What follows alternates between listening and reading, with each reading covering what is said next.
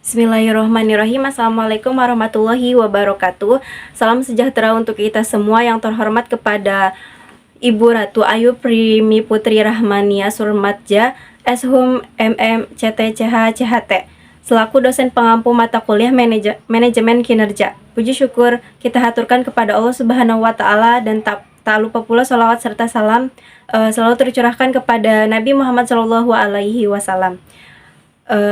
Baik, sebelumnya perkenalkan, nama saya Marsha Aulia, NIM 22364, Fakultas Manajemen Ekonomi, Universitas Primagraha. Baik, saya di sini akan sedikit memaparkan materi tentang Google Corporation. Sebelumnya, Google Corporation adalah sebuah perusahaan teknologi multinasional asal Amerika Serikat yang berfokus pada layanan online, perikanan digital, komputasi awan, perangkat lunak, perangkat keras, dan kecerdasan buatan. Nah, di sini saya akan sedikit menjelaskan materi tentang 5W 1H. Yang pertama adalah what. Apa sih OKR di dalam Google itu? Nah, OKR di dalam Google itu adalah proses terencana dan terstruktur yang bertujuan mengelola serta mengembangkan karir individu agar selaras dengan kebutuhan organisasi maupun apresiasi pribadi karyawan. Proses ini melibatkan berbagai aktivitas seperti perencanaan, pengembangan, implementasi, strategi karir, serta evaluasi berkelanjutan untuk memastikan tujuan tercapai secara optimal. Selanjutnya yang kedua ada who. Siapa yang terlibat dalam OKR di Google? Jadi yang terlibat di dalam OKR di Google itu seluruh karyawan Google, mulai dari CEO, manajer, hingga staf di semua level dan divisi, terlibat dalam proses penetapan dan pelaksanaan OKR. Setiap individu dan tim menyusun OKR mereka sendiri yang selaras dengan tujuan perusahaan, sehingga tercipta keterlibatan dan rasa memiliki terhadap target bersama. Jadi tidak heran ya, banyak orang yang ingin bekerja di Google karena hal tersebut. Ini masih ditambah dengan tunjangan yang diterima karyawan, mengembangkan karir, membangun jejaring dengan para profesional lintas negara, hingga kesempatan memberi kontribusi bagi banyak orang. Yang ketiga yaitu ada when. Kapan OKR ditetapkan di Google?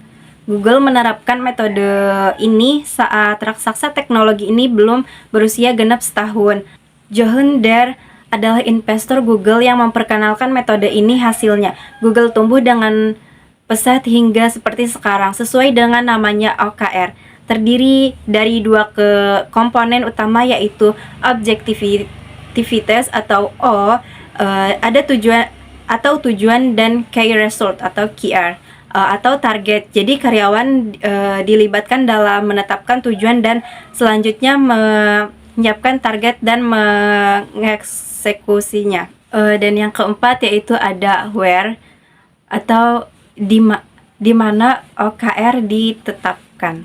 Jadi OKR diterapkan itu di seluruh organisasi Google, baik di kantor pusat maupun kantor cabang di berbagai negara. Sistem ini digunakan di semua bagian, mulai dari level perusahaan, divisi, tim, hingga individu, sehingga seluruh aktivitas dan inovasi perusahaan terkoordinasi dengan baik.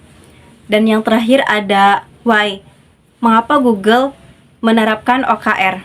Karena Google sangat dikenal sebagai perusahaan yang mendorong karyawannya menghabiskan banyak waktu untuk mengejar ide-ide motif inovatif yang ingin mereka wujudkan. Dapat dikatakan bahwa hampir semua yang diharapkan karyawan ditemukan di Google Corporation.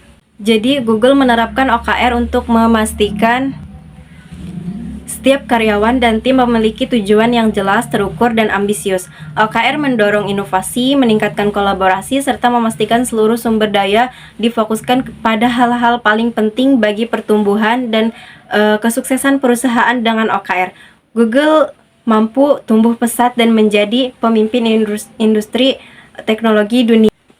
Dan how itu bagaimana cara Google menerapkan OKR. Selain karena gaji dan tunjangan yang besar, alasan kenapa kerja di Google menjadi pilihan generasi Y dan Z karena Google membangun keseimbangan antara hidup dan bekerja. Fleksibilitasnya yang tinggi, di Google tidak ada jam kerja seperti kantor. Pada umumnya, karyawan bisa bekerja dari manapun, tidak wajib di kantor. Karyawan bebas mau datang dan pulang jam berapapun, dan waktu kerja hanya 3 hari dalam seminggu. Karyawan yang sudah berkeluarga memilih datang pagi dan pulang tidak terlalu sore agar bisa berkumpul segera dengan keluarganya. Namun di tengah suasana kerja seperti itu tidak terasa adanya aura bermalas-malasan, melainkan yang terasa adalah antusiasme yang meluap-luap karena karyawan mendapat kesempatan yang sama untuk berkontribusi di perusahaan teknologi terbesar di dunia ini. Jadi Google menerapkan OKR itu menetapkan tujuan yang ambisius namun realistis di setiap level organisasi. Lalu mendorong pencapaian sekitar 70% target OKR agar karyawan berani mengambil resiko dan belajar dari kegagalan. Mengintegrasikan OKR dalam budaya kerja sehari-hari hingga setiap aktivitas selalu diarahkan untuk mencapai tujuan utama perusahaannya. Pembelajaran untuk perusahaan di Banten dapat mengambil beberapa pelajaran penting dari penerapan OKR di Google. Yang pertama ada fokus dan prioritas. Dengan OKR, perusahaan dapat memfokuskan sumber daya pada tujuan yang paling penting dan menghindari pemborosan energi pada hal-hal yang kurang prioritas. Selanjutnya ada transparansi dan kolaborasi.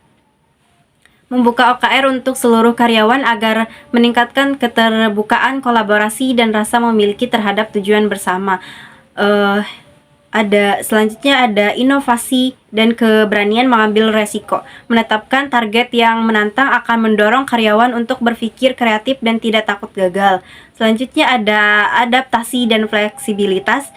Dengan evaluasi berkala, perusahaan dapat cepat beradaptasi terhadap perubahan lingkungan bisnis. Dan yang terakhir ada keterlibatan SDM. Melibatkan karyawan dalam penetapan dan pencapaian tujuan akan meningkatkan motivasi dan kinerja mereka.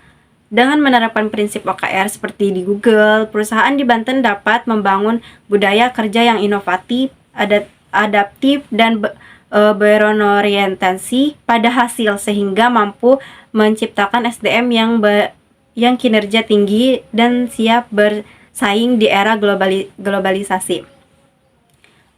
Mungkin hanya itu saja, kurang dan lebihnya mohon maaf. Wassalamualaikum warahmatullahi wabarakatuh.